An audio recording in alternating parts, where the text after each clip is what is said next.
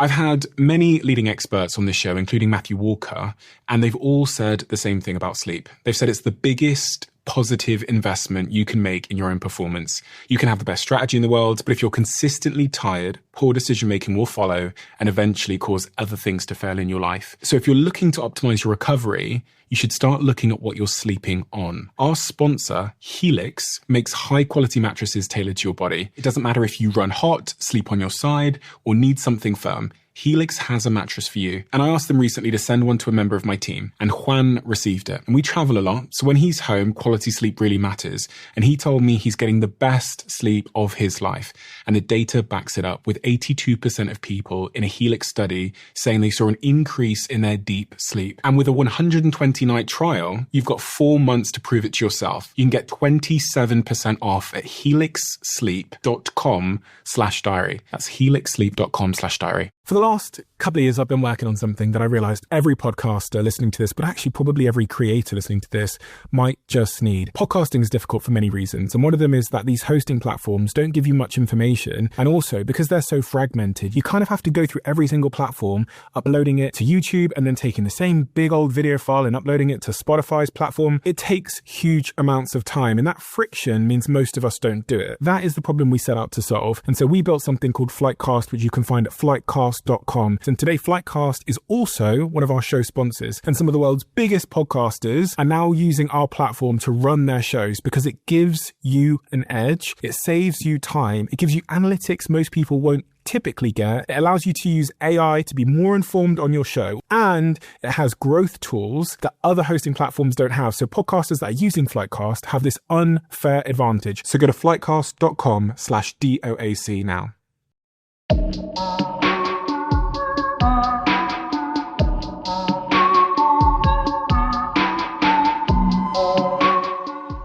So I'm stood outside the shop in Manchester with my friend. I'm 24 or 25 years old, about 2 years ago. And this kid, apparently my age, pulls up in front of me in this big black Rolls Royce. There I am scratching my head. Who the fuck is this guy? Dressed incredibly well, young, good looking. Apparently lives in the same city as me, but I've never met him before. And my friend turns to me and says, "Oh, they're the Represent Brothers. They run that clothing line." And this was the first time I had ever heard about George and Mike Heaton, the brothers behind the world-renowned clothing brand Represent, a streetwear brand born and bred in Greater Manchester. And listen, this isn't just any old streetwear brand. This is a streetwear brand worn by the likes of 2 Chainz, the Kardashians, Justin Bieber. Justin Bieber asked if he could wear their brand and asked them to send him stuff. But the brand hasn't always been globally renowned. The now 26 and 28-year-old entrepreneur brothers initially started Represent in their dad's back garden. And once they'd outgrown their dad's back garden, they moved into the house. And once they'd made enough money selling Represent out of the house, they got their own place. They're now 5 years into running this business, and their annual turnover has increased from 1.8 million in 2014 to nearly 10 million in 2018. The brand is now stocked in over 160 outlets around the country. Harvey Nichols, Selfridges, you name it. And this brand is different. And here's the context. We live in a world where everybody is making clothing lines. It's seen as the low-hanging fruit to being an entrepreneur. You just get a t-shirt and stick a logo on it, start an Instagram page, launch a Shopify store and start selling. That's the world we live in. It's like the first business that everybody defaults to. But when I look at Represent, when you look at the Instagram, when you look at what the brand stands for, they are just different. And I'm not saying this to kiss ass. I've thought this for the longest time. So I had to invite them on this podcast and find out what's driving that unique inspiration. And when I heard that they were 2 brothers, that added another layer to my curiosity. What's it like running a business with your brother? Who does what? Do you argue? How do you overcome the hard times? In this week's episode, we discuss the early days, how they started out in their dad's back garden, how their family took it, their friends, relationships, pros and cons, mental health, and everything in between. So without further ado, this is the Diary of a CEO, and I'm Stephen Bartlett. I hope nobody is listening, but if you are, then please keep this to yourself.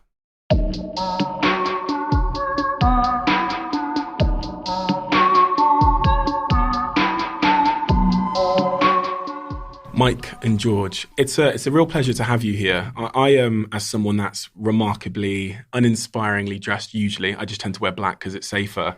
I've really looked up to you guys as role models in a fashion sense, because it's felt like from me looking from afar that you've always had a very unique style. And once I discovered Represent as a brand, I was super, super inspired to meet you, because it's clearly got a very unique sort of perspective on fashion. And so it's a real pleasure to meet you today and to have you here. You're two entrepreneurs from the city that I started my business in as well. So there's tons of things there that I want to ask about Manchester and being business owners, etc. But first, I guess the question is, how did Represent all start for you? I'd love to. I heard a story about a garage in your dad's garden. So back in 2012, I was just finishing college, which was a BTEC graphic design course, which I'd done because Mike had done that and it looked cool. And the last project was actually to create something graphic based that you could sell. Right. And at the time, we was working for our dad on the weekends and helping him sell minibuses, and that was what we didn't want to do. We wanted to sell our art. So this was a big push for me to actually start something that could create our futures. So I took down a list of names that I liked, and Representing was one of them. And I thought, that's kind of cool. It's kind of like about us, how we're going to display the clothes. And then I just took the ing off and it became Represent, and we screen printed that onto 25 t-shirts, which cost £150 at the time. And it went from there, yeah. And so where did the business start?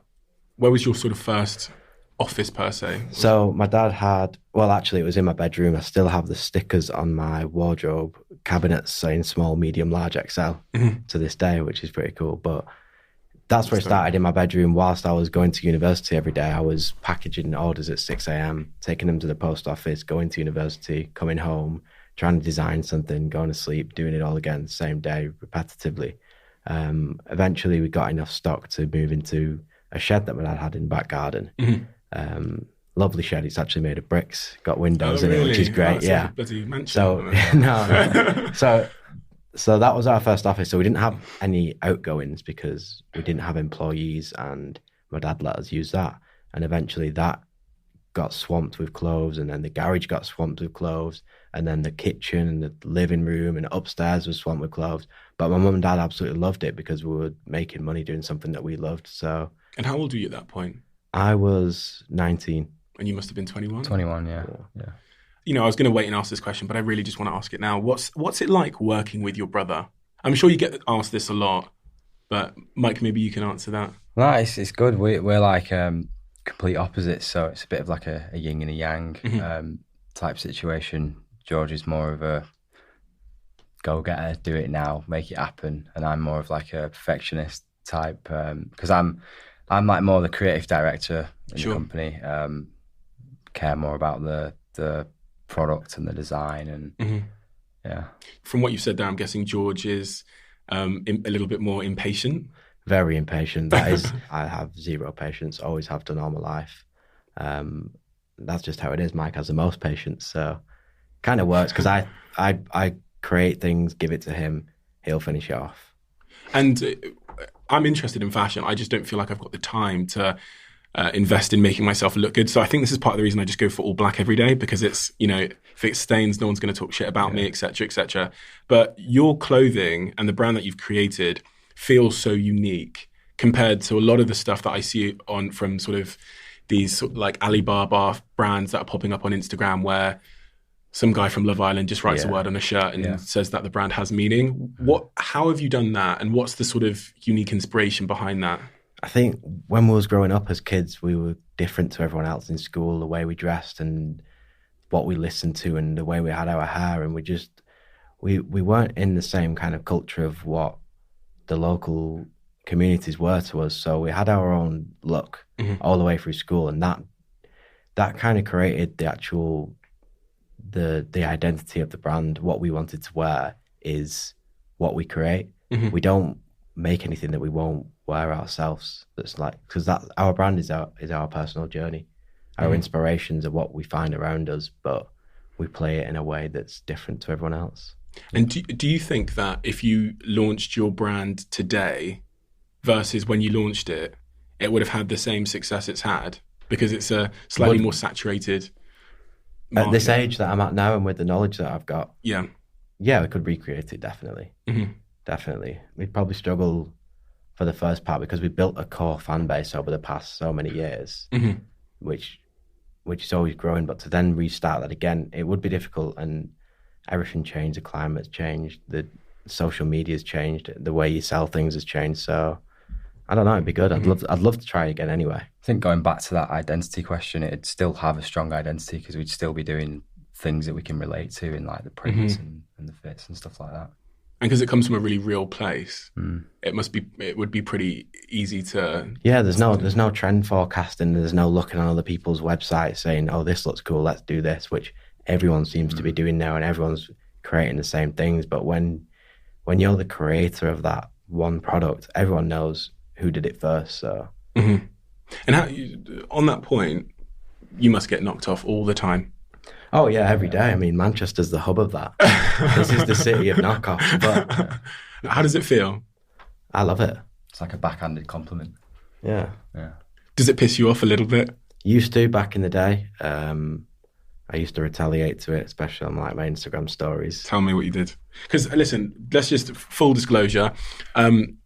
On my Instagram, I get knocked off all the time, not to the same degree because you guys are, I could not compare the shitty Twitter quotes and the videos that I make to like the art that you create. But I talked on this podcast about getting knocked off one day. This guy got 250,000 retweets for creating something that I made, and how I was triggered at the start, and over time how me and my team have come to sort of at peace with it now because it's part of the game. It's an unavoidable part of this game. But talk to me about the first time you got triggered about being knocked off.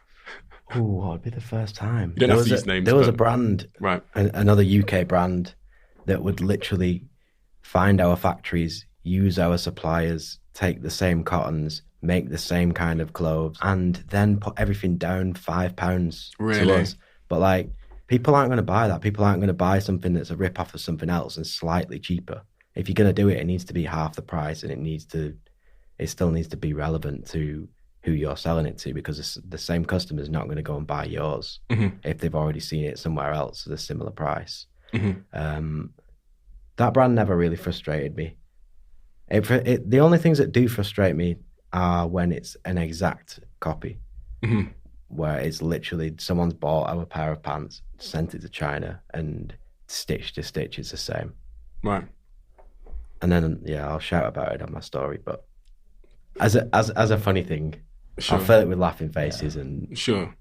There's so many young people that try and start brands. This question is kind of similar to the one I just asked. There's so many young people on my Instagram and in my friendship circle that one of the first things they think of doing, because it's a product that's, I guess, is close to all of our hearts, and it's something that we all somewhere in our own egos think that we can create and be successful at. They all try and start clothing brands. It seems like one of the first businesses everybody tries to start. Yeah, it's like every man and his dog's got a clothing brand now.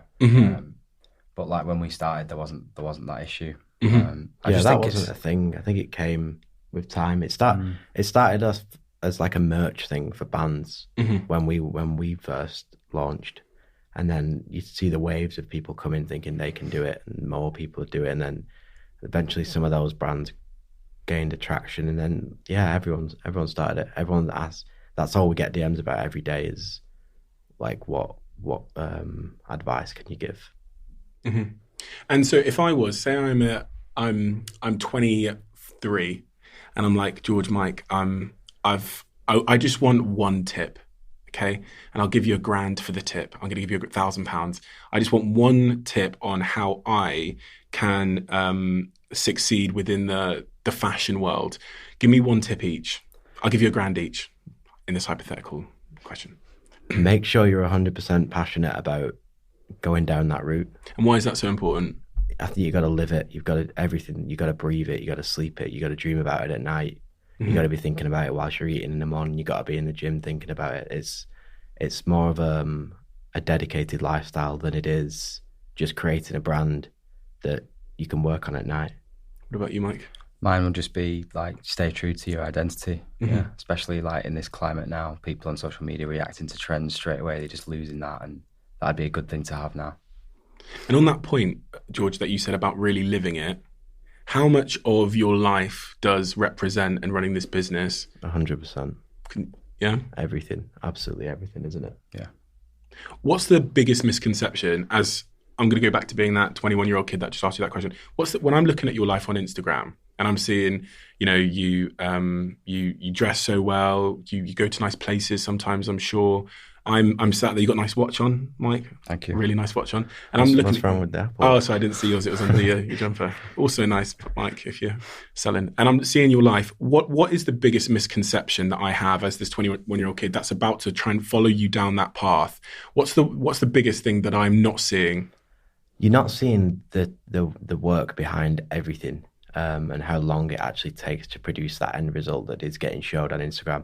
I actually now try to show everything. I take a videographer with me everywhere I go and show the process of the production and that 6 months of a collection being made to actually then putting out as a campaign and going on sale. Mm-hmm. So I do try and communicate that myself, which a lot of brand owners don't do, and because the fashion industry is so fast reacting and so quickly to move on from things that whole thing is lost. The process is lost. Like, you can go and look at an amazing Dior jacket in a shop.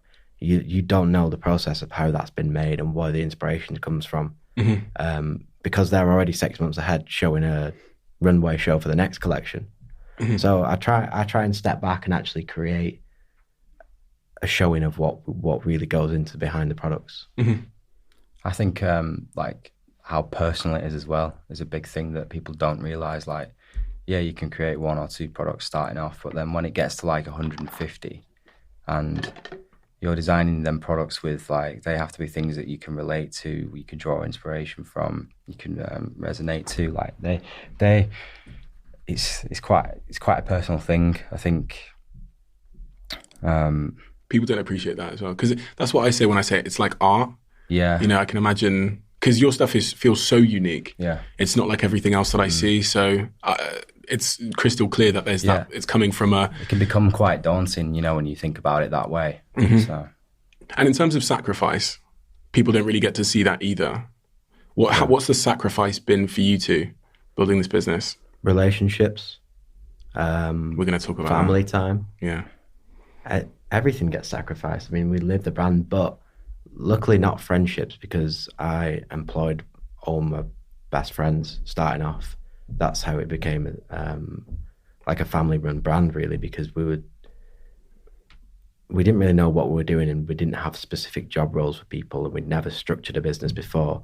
So we'd take people as we were growing and they would learn along the ways with us. Mm-hmm. So I've always got a strong group of my core team is like my best friends. That's really interesting. Not a lot of businesses would take that. Everyone says that's the worst decision you could make, and they have done from the start, but I love it.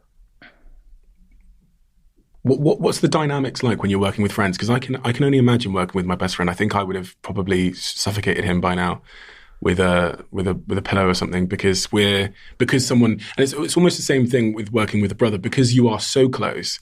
There's almost, I would imagine, and again I'm just guessing, the professionalism barrier, which is often demonstrated within a professional environment, probably, I'm guessing again, it isn't there. So it's like, if you piss me off, you're a prick. Yeah. But I wouldn't say that to, well. Yeah, I think you've just got to have a mutual respect through and through. And if you're both on the same paths and you both see the same vision, then it's not too difficult. Yeah, there's different perks with it. I mean, you do get that, but then again, you can trust that person a lot more than you could somebody else who you don't know. You talked there about your team. Hiring people isn't easy, but it's so incredibly important. What have you learned about hiring over the years? That it's a really difficult process, especially when it's not someone you know. I mean, the first 5-6 people that we hired were friends, so we know their background, we know their abilities and what their habits are. So when you're bringing people in, especially close to you as your core team, and you don't know their habits and you don't know what they're like from a personal point of view, it is difficult, and it's sometimes you got to bite the bullet on things, and sometimes you've got to see how it goes. But you understand that's why there's like a probation period and stuff like that. Yeah. Because even if you interview someone, it can all be absolutely amazing in the interview, and they can bring in all this work that they've done, and all this work that they've actually done for your brand, and then they can come into the brand and it just be a completely different story. In order to work at Represent, and I'm sure a lot of people would love to, what's the one thing that you each look for in a person that you're looking to hire? A great mindset. Great mindset. Yeah. Just to see if they can relate to the brand as well. Yeah, for me, it's a work ethic mindset. Right. I adore the people that come in and they're in on time and they leave on time and they get the work done. That's what it's all about for me. And that's kind of like the fundamentals, isn't it, really? Yeah, exactly, yeah. One of our mutual friends, Adam, who runs a restaurant in Manchester, he invited you down to Tattoo when he had that sort of closed door night with Justin Bieber. I remember seeing you there. And from what I read online, Justin Bieber gave you a pretty big compliment. Yeah, so we came in to Tattoo.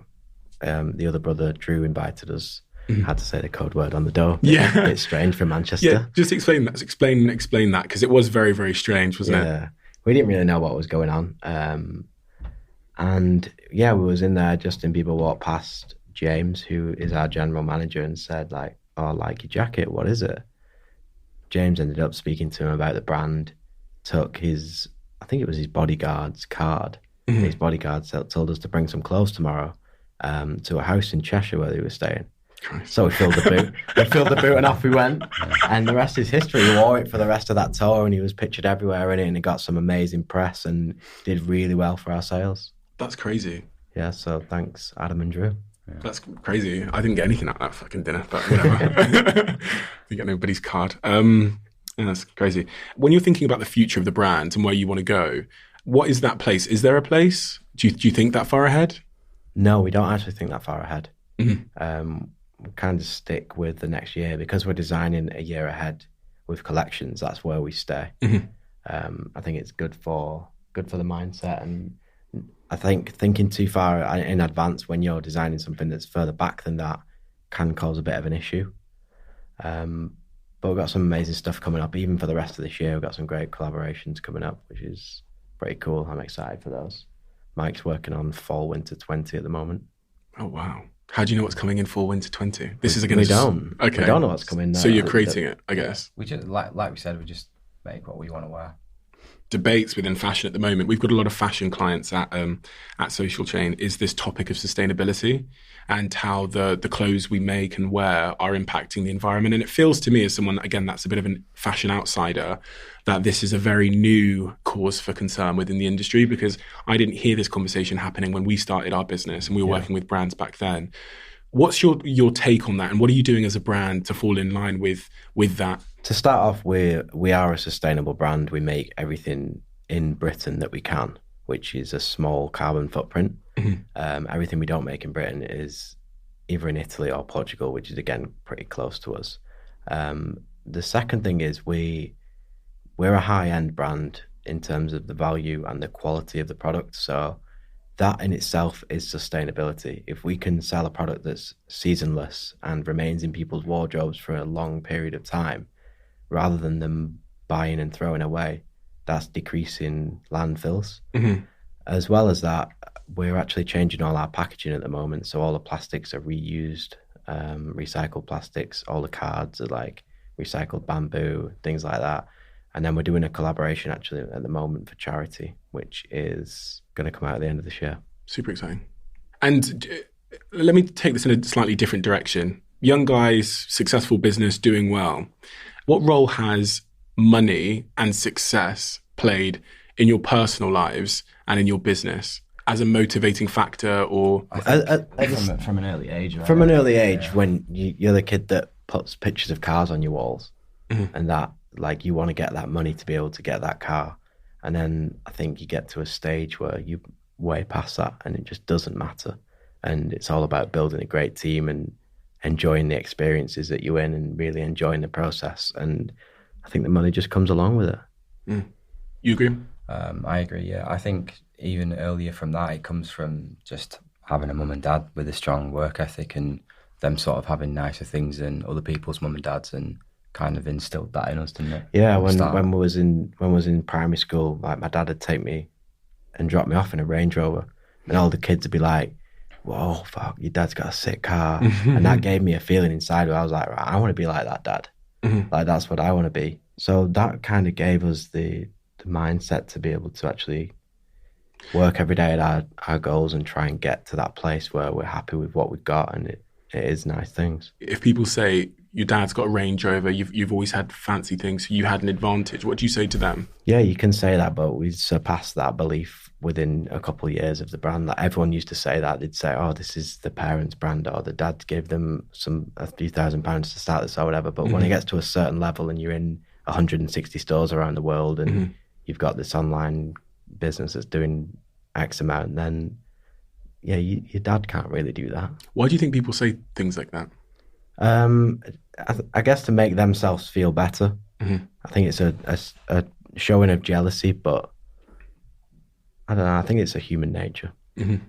I would agree. I have the same conversation with Umar Kamani about obviously he came from a billionaire family, and he encounters the same narrative. But I think in the same respect, the level that he's got to, you can't go and get that from a parent. Like, I think his dad was in like the original Manchester rag trade. Yeah, he's created a company that's so big, it way surpasses that.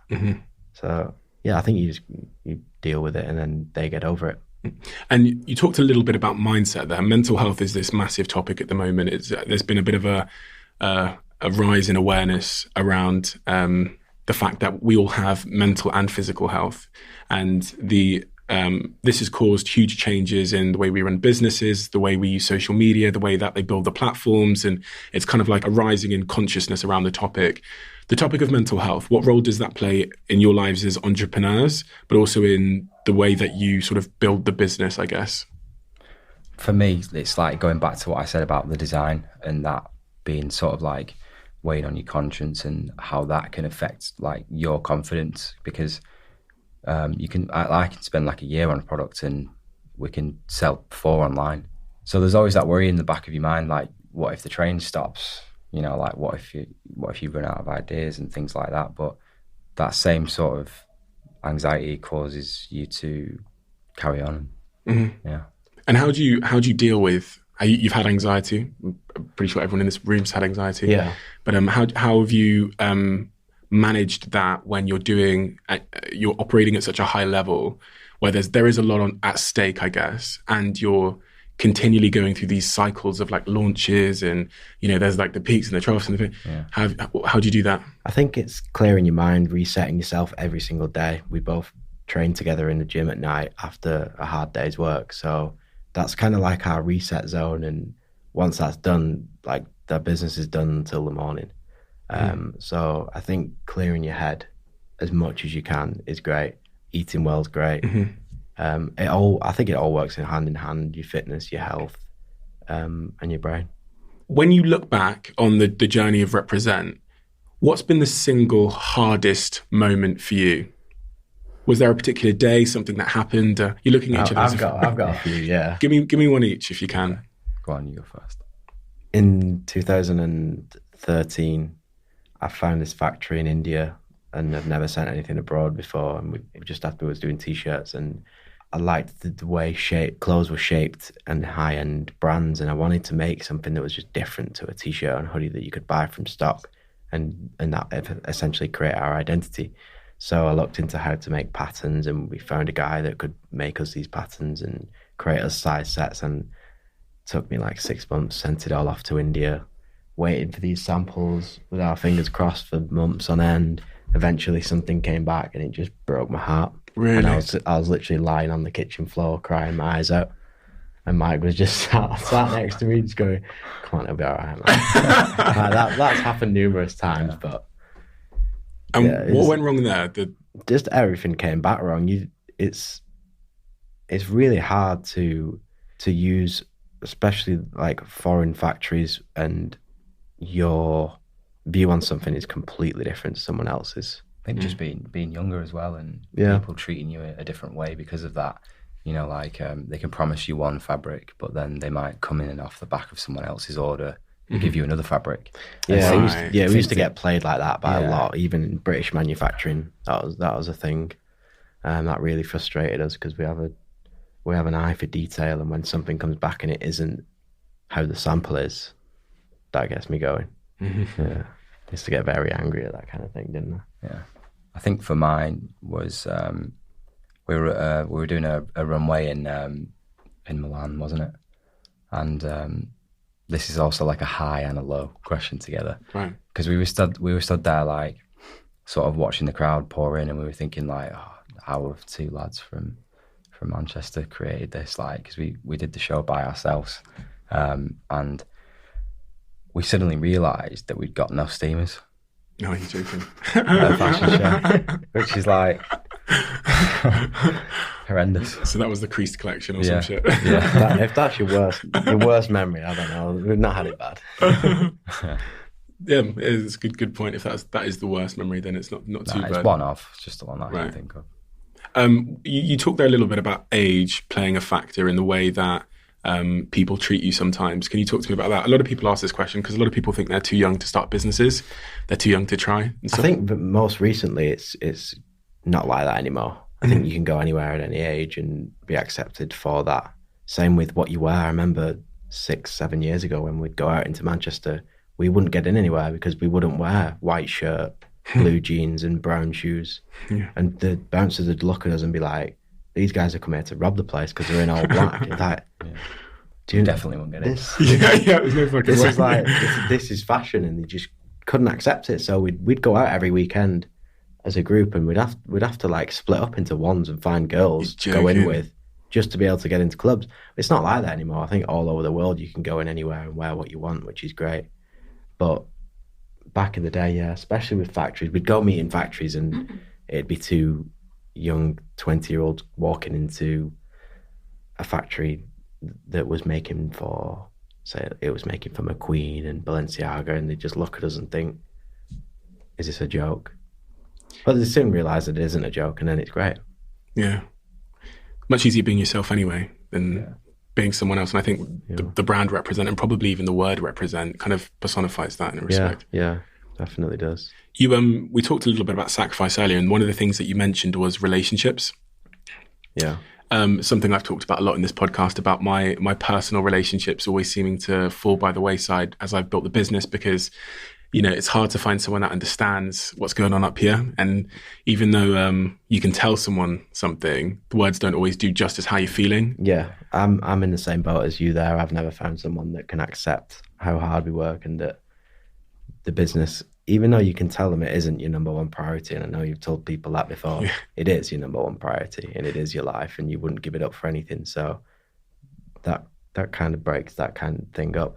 Mike, on the other hand, found it pretty good. You just have to meet someone that does understand that first point. My girlfriend's American, and I Far don't away, really, nice. Yeah, I don't really see her too often. But again, that has its perks with being so hands-on the business all the time. And so we've got two different perspectives here. So tell me how you've made that work in terms of compromise and communication, because when things get really tough, one of the first things that goes is I'll shut down a little bit in communication. So how have you made that work? I mean, I kind of do the same. I kind of shut down whenever I have like something big coming up. I'll retreat and not sort of say much, and she'll be asking like, "Oh, how you doing?" Like, you can tell something's up or whatever. How I deal with, I don't know. I think she accepts you for who you are and what you're doing, and understands that you're on this journey. I think it's hard to find someone like that. Yeah, she can see like the end goal. And George, what problems do you have with everything? On the relationship? Talk to me about this. I want to know, because we're probably in a similar boat. I've had relationships before. Back in the day, like when Instagram first started, there was this girl who was like the face of Instagram, and I fucking fancied her so much, and I even put her on my Instagram as a 19-year-old kid, thinking like, are you joking? Yeah, this is like when playing it cool there. No, not trying to get her attention. Then I met her in a club a few years ago, and it broke your heart. Something happened, and it was one of those. Have you had a relationship? Yeah, I was in a relationship with that girl for a year. Apart from that, not really. But yeah, I don't want to go in a relationship after that for a while. I like being on my own. I like being not lonely, but I just like my own space, and I not having to communicate with people outside of work. I don't really have the energy after it. Conversely, Mike, as someone that's in a relationship, what is the upside of being in a relationship when you're an entrepreneur running a sort of high intensity business? Just having someone to talk to after, like after you finish work, bounce ideas off. She's involved with the business, and is she? Yeah, right. she's really cool. She's in fashion herself, so it works for Mike. Right, she's a stylist. And is there some value in the fact that she's not fully in the business? Yeah, definitely. So I assume it'd be a lot harder if she was coming to work with me and we were working in the same environment, going home in the same environment. It'd be a lot more intense. I feel like, some people might look at what I have as like a burden, but I don't know. For me, it's kind of working pretty well as it is right now. Yeah. Because it also allows you to get so I've got to be honest with you, George, here. I've just kind of got into a relationship. Really? Yeah. So you're on your own now. I was all your podcast thinking, shit, I've got this guy here. Yeah. It's only like 3 months or something, but she lives in France, so I don't see her much. But when I do speak to her, because she's not involved in my world as such, it does feel like a bit of a time to completely step outside of the bubble for a second. And as I've got older, I think I've placed a greater value on that. But she does run a business. She's starting a business, so she can still relate. Yeah, exactly. You have something in common. Yeah. Even she'll understand your stresses and what you actually go through. Yeah. George, who do you think is going to take you off the market? Talk to me about what this person's going to have to... I don't know. I always go for the same look. That's my problem. They all look the same. What do they look like, Mike? Tell me. They look like what you would find in a club in Los Angeles. Oh, really? Yeah, come on, man. No, dark hair, tanned. Yeah, that's it, really. I'm not too picky. It's just that I don't. Maybe it's me. Maybe it's me that's not good at holding things together. What makes you say that? Again, it all just relates back to being so focused on the brand that I don't want to lose. I felt like when I was in a relationship, I lost a bit of motivation, and I kind of lost my way with how the collections were going. And once I came out of that and realized what had actually happened, it's not scared me, but it's kind of made me realize like I'm at the forefront of this, and if I do something that isn't 100% for it, it can have its toll on the company as well. Using that word scared again, are you not scared that you'll be, because this is one of my fears, probably still is something, 55 years old, 7 French bulldogs. I mean, I'm 26. I've got a long time ahead of me. I've got friends that are in the mid-30s that are still single and still doing what they're doing and still trying to build businesses. So I don't even think about it. Do you want to get married someday? And have a family? I don't know. Ask me again in like 7 years. Yeah. What about you, Mike? Yeah, ask me again later on. Yeah. Your girlfriend might be listening. You've got to be careful what you say. Definitely. She'll understand. Sorry, Alexa. And what's next for Represent as a brand? You talked about, collaborations next year and stuff, but when we're thinking about the future of the brand, what's the long-term roadmap? Just expansion in all areas. We're opening up in China over the next few months, and it's just good to go to other places and realize how things are sold and different ways of actually communicating to your customer. And I just like learning as we're going on. Like, everything is a big learning process, and we're at 5% of where we could be at. So it's not like the brands, in my eyes, the brands are never going to stop growing as long as we're enjoying it. Where does this end though for you guys? So the brand becomes a global brand. You're making incredible stuff. You're making billions. Is there an end point?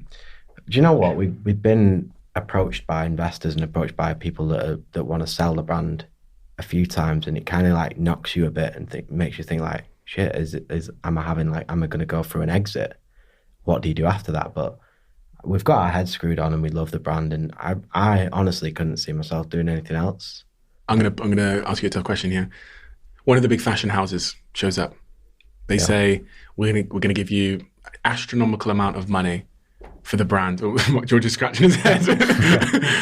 I'm going to give you an astronomical amount of money for the brand. When you said then that it kind of knocks you a bit, can totally relate to that feeling. Yeah. I remember the day that someone made an offer for Social Chain, and it was a big figure. And I remember going home that night was actually not that nice, and sitting in my room. And do you know what I did? I've talked about this on the podcast before, but I went on Rightmove and looked at houses and thought, because I was trying to figure out what this money would do for me. Yeah, we've done it. We've done it. We've been through it. We've been through it for a long time. I think spending time realizing what you actually enjoy and realizing that it is your work that you enjoy and it's not actually the money, then you'll step back from that and think, I don't need to get rid of this. I don't need to move on from this. Like, this is where my happiness is. They come in, this fashion house, astronomical amount of money they offer. How much are we talking? Oh, you'd have to decide what astronomical means, because I'm sure you know the numbers better than I do. But and the one sort of caveat they say is that you can no longer work in fashion as part of the buyout arrangement for the next 10 years. What do you say? Astronomical amount of life-changing money, but you have to stay away from fashion. 10 years is a long time. It's a lot of money, George. I think it'd be much harder for you. I'd rather go back. Yeah, I'd rather go back to them and say, why don't you give us this amount, and we still run the brand, creative direct the brand. Yeah. You said you think it'd be harder for him. Yeah, because like he's just got to be doing something all the time, Yeah, even I on a can't Sunday. sit still. Can't sit still. So you'd have to weigh up whether or not. You'll learn to sit still. Yeah. Well, how you could occupy your time, and whether or not that was worth that figure. So what are the brands that you look at and you think you really admire what they're doing well, whether it's the big brands from the big fashion houses or smaller brands? Could you just give me like one each that you really respect and why? My favorite designer is Heaton Brothers. He's a French guy who has just the cottons that he uses in the way the product drapes, and this is actually one of his hoodies here. Right. Yeah, I resonate with it amazingly, and it fits my body well, and we use that as an inspiration for ourselves for the quality and the attention to detail. Yeah, mine would be Rick Owens. Oh yeah, wearing his jeans. Yeah, I got Rick Owens clothes. Just because like he's never strayed away from that gothic sort of look that he has. Like it's just, and also like his identities. Yeah, amazing. Crazy. And what do your parents think of this and the business you started, and what did they think when you first started as well? Because my mum didn't speak to me for 2 years. Yeah. Well, they did speak to her. They just couldn't understand it. My dad can't really use the internet, so he didn't understand that I was shipping clothes to America. He couldn't get his head around it, even though I'd show him everything that's happened, and he'd be on like Google Maps looking at their address, going like, "Bloody hell, they live here." Yeah. So yeah, at first they didn't get it, and then when it started doing really well, and we moved out of their house, and we had this big warehouse and all our offices, and grew all this staff, they accepted it and they love it. They love it. I mean, I hear stories that they've told people about me. Like when I'll be in a restaurant and a guy will come over and be like, "Yeah, is your dad this guy? He's told me all about you two." Like, what's he told you? I think it's just because he's from like a motor trader background. He's just so different, and like even when we got the warehouse, he pulled up and he was like, "Jesus, you're never going to fill this place." Yeah. And they've always supported you. Yeah, always. Yeah, and my little sister as well. She's been great. What's been most rewarding for both of you about achieving the success that you've had? Rewarding. At a young, in our early 20s, it was like cars and watches and chains and things like that was what we'd look at on Instagram. And I've always been obsessed with Rolls Royce. Like I'm an actual Rolls Royce fanatic. I can tell you everything about every car and the leathers and stuff. And that's kind of like been in my family. Like my granddad was obsessed with Rolls Royce, and my dad was. They used to like do wedding cars with Rolls Royces. I don't know why, but the first time I saw a Rolls Royce on the road, I was like, "Whoa, Dad, what is that?" And he told me, and since then I was like, I need to get one of those. So like getting one of those when I was 22, I think, was like a massive, like an amazing thing for me, and I loved it. And everyone was like, "Why the fuck are you driving that? You're 22, you're not 60." And be like, give it a few years, everyone will be driving these. And then they brought out the Wraith, and all the younger people were buying them, and all the rappers. And so that was a motivator for me back in the day. Not anymore. I think it's like making people proud, making your mum and dad proud and stuff like that, isn't it? Really. Yeah, that's what it kind of like. We always felt like we had something to prove because my dad had his own business. He was selling minibuses, and he was always teaching us like, don't get many staff, don't increase your overheads. He has like 3 staff in a garage, and everyone thought that we'd just end up doing that because we'd go and work for him on Saturdays and go and work for him on Wednesday nights, and like I'd be cleaning the buses with a power washer, and I'd be drawing on the side of the bus because that was creative, and that was the only thing I could find that was fun in it. So I guess that's it. That's what gave us the drive to be able to push ourselves and prove people wrong. Is there a lot of creativity within your family? Because the way that, I guess this is a question for both of you, but Mike, you're the creative director of the brand per se.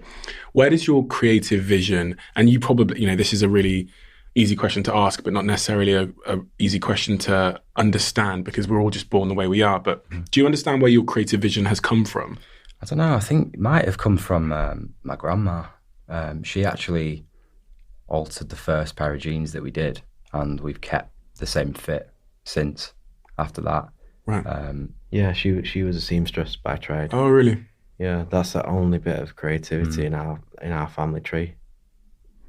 So maybe it come for that. Maybe I don't know. I used to just follow Mike. Whatever Mike did in school, however Mike dressed, and whatever Mike chose for classes, I'd just do the same. 2 years later down the line because I thought it was so cool. Yeah, I was like constantly getting in trouble at primary school for like doodling, and like parents' evening for me was just such a nightmare. Like I remember this one time my mum she came home crying because this teacher, I won't say her name, had said to her that it's so unfortunate for you because there's no money in art, and she was just say that teacher's name. I'm joking. I might do. That's crazy. No money in art. And I knew when I was different from in the first year of primary school, they made you draw a portrait of yourself and remember the tea towels, sign your name and put it on a tea towel. I remember. So like the whole year was on the tea towel, and like everybody, and this is like after the first year, like everyone's, like you couldn't even distinguish like the limbs on some of them, and then mine had like a fucking belt and a tie. I love mint, yeah. Unbelievable. That's crazy. So how was school for both of you? Well, how was the experience generally? I know I can tell you weren't very good in school. I mean, I had a big brother in there, so sure, it was good for me because I had that like protection. No one liked us because we had long hair and skinny jeans and we'd wear different shoes to everyone else. We'd be coming in skate shoes where everyone else had like the Rockports on and the baggy black trousers, and we'd have skinny black jeans trying to get away with it in class. Were you wearing those because he was wearing them? Yeah. I mean, we had like Sony Walkmans and we'd listen to American rock music. Do you know what I mean? Like in Bolton, no one else really did that. And then we're like on the internet at night looking at whatever American stuff, and wanting to go to Los Angeles, and just that whole culture really like inspired us, I guess, to be different. Yeah. And in school, in terms of grades and qualifications, did you do okay? We were both not very literate, right? Not great in like your general studies, but obviously we excelled in graphic design and art. And did you buy into that narrative that because your grades weren't great, like your teacher said that there's no money in art? Did you buy into these narratives that because your grades weren't great or you were doing art, that would mean you weren't going to be? Oh yeah, especially when I was in school. If you didn't get good GCSEs, that was like back in the day. Yeah. And would you send your kids to school knowing? Yeah, I think school is more about the personal gains rather than the more academic gains, and like how to deal with people and making friends and realizing what you actually enjoy. I don't think it's about what you learn in class. Mm-hmm. You can learn more outside of the classroom than you can inside of the classroom. And I guess, it's a networking tool, isn't it, really, as a child? Mm-hmm. When you were younger, was there you talked a little bit about that moment with the tea towel when you drew yourself as like with all the belt and stuff. Was there a moment where you started to think to yourselves, do you know, I think I'm a little bit different from everybody else around us? You see you nodding, Mike. Yeah, I probably after that moment of looking at that tea towel, I was like, yeah. Well, I can draw, no one else can. Yeah, no. I think it's the way we looked. The way we looked, yeah. In terms of your mindset, was there a point where you thought, you know what, like we're, because people always say, are you born an entrepreneur or do you become an entrepreneur, whatever? My mum used to sit on the end of my bed every single night and say, you're going to be something, you're going to make something of yourself. I can just see it in you. And I think that was just because I was so full on with everything, and I don't like to lose, and I make sure I see everything through. So I always had that in me, and I always, because Mike kind of like brought me up through school and through college, and I did what he did, that I wanted to make something then that we could both rely on, and that we could just prove people wrong, don't it? Yeah, and like the idea of sort of doing art on like something else, like a canvas or whatever, just only sort of seemed possible if you were dead. You know, like making money on that sort of side of it. So yeah, it was all about making money as a teenager and in school, because that's what our dad taught us to do. I know it's like a classic tale of selling sweets at school, but my dad bought me a moped when I was 16, so I could go to the shop at lunch and get people's lunches for them, because no one was allowed out of school, because it was quite a secluded area called Rivington, and you weren't allowed out on your lunch break. And I thought, if I get this motorbike, I can go out at lunch and I can buy people food and charge them more. So I'd be going out to the local pasty shop, filling this little bucket up on the back of this old Peugeot moped, whipping it out on the car park and selling it. Like, it's making like 50 quid a day. Oh, brilliant. Which is absolutely amazing when you're like that age. And yeah, then I got sent home. What are you scared of, both of you? What scares you? For me, contracts. Yeah. What do you mean contracts? I don't like reading. Don't like reading long things, and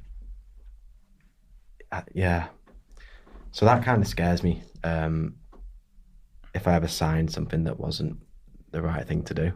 But what like really scares you? If you think about the future and what could happen, or you know what the things that they say keeps you up at night is the expression. But what really scares you? Maybe losing it all, but then we could just start it again. So it doesn't. I don't actually know. What scares you? What about you, Mike? Sort of running out of ideas, maybe. Or just coming to like a mind block. Yeah, or like losing a passion for what you do. Do you hit a creative... Wait, what scares you? That's a good question. I think the only thing that I'm a little bit concerned about is that I might have I think this is a constant thing, is that I might be out of balance in some way. So I might be caring too much about business and not enough about my niece and my mum and dad, and then they're going to die someday, and then I'm going to be like, fuck, I had this all wrong. Yeah, we've been through that. Yeah. That's definitely scary. We had that with our granddad, didn't we? But because you have the same, the way you talked about your obsession with this is very similar to how I've always felt. Yeah. And I got to a point where I started to question that. And I'm not going to name names here, but I've got a very successful friend that works in fashion, and we had a conversation about, and he's much older than all of us, but he started around the age we started, and he came to me and said, do you know what? I realized this year that I've only been successful in one of 9 things. I've been super successful in my business, but everything else that mattered, my relationships, my family, my this, my that, my weight, my health, I've just disregarded in the pursuit of this business. And now I'm, X age. Yeah. And he said to me, I've been waking up miserable every day for the last couple of years. And so that has made me sort of focus on making sure my priorities are in order. Yeah, balance is a massive thing. Mm-hmm. And I think your fitness and your health and what you eat is that can affect everything.